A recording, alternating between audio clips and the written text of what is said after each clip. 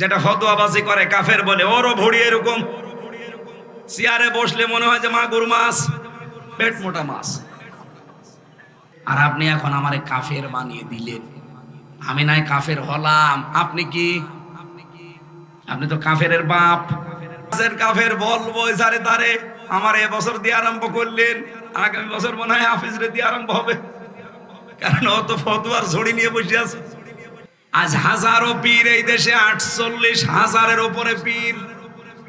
আমি তো যতটুকু খোঁজ রাখি, পৃথিবীতে এমনও দেশ আছে যে 48,000 মানুষও নেই, অথচ পীর এই দেশে 48,000।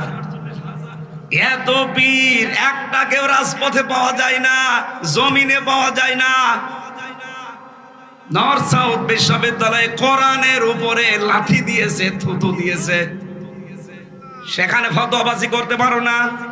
48,000 পীর যদি একবারে রাজপথে নেমে বলে এর বিচার না হলে কেউ দরবারে ফেরত যাব না, বিচার কালকে হবে। ফ্যাসিবাদের বিরুদ্ধে আমি যত কথা বলেছি, বেটা দালাল বক্তা তোমার সংগঠনের সব মৌলবি মিলেও তত কথা বলতে পারে নাই বাংলাদেশে। আল্লাহ তার হাবিবের সাথে কথা বলার ক্ষেত্রে কি রকম শব্দ চয়ন করতে হয় এই জ্ঞান যার নাই, ওই রকম নরাধম জাহান্নামের কীট ওয়াজ করার যোগ্যতা রাখে না। ওয়াজে বসে নগ্ন নায়িকাদের অ্যাডভার্টাইজ করে। আমার তো মনে হয় ফ্যান্সি ডিল খেলেও এত মাথা উলায় না। এটা হচ্ছে গাজার কুপ্রভাব। 2 টাকার বক্তা ভুল করবে, কুফর করবে, ক্ষমা চাইতে বললে বলে কি করছি যে ক্ষমা চাইতে হবে।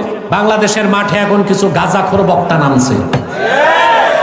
শুধু গাজাখোর না, তাফসীরের কিতাব জীবনে পড়ছি কিনা আমার সন্দেহ আছে। আসছিল আমার কাছে, জেলখানার থেকে বের হয়ে আসছিল।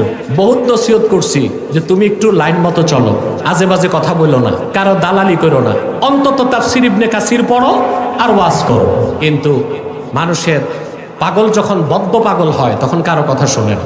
গতকাল থেকে 24 ঘন্টা আমরা ইসলামী গবেষণা পরিষদ ওই বক্তাকে টেলিফোন করছি, খাদেম ধরে। খাদেমকে বোঝানো হলো যে সে বক্তব্যটা প্রত্যাহার করে ক্ষমা চাক। খাদেম বলে ঠিক আছে, ক্ষমা চাবে আল্লাহর কাছে। আর যারা ভুল করার পর ভুল স্বীকার করে না, তওবা করতে চায় না, তারা ইবলিসের উত্তরসূরি।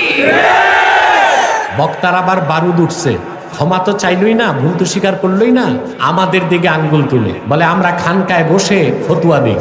বেটা মূর্খ কোথাকার। তাদের কিছু ট্রেডমার্ক বক্তার কথা বলছে যে উনি একে একে ধরছে। তোমরা যে 3 বক্তা আছো, এত তার সিরা বক্তা তো বাংলাদেশের ইতিহাসে কেউ পায় নাই।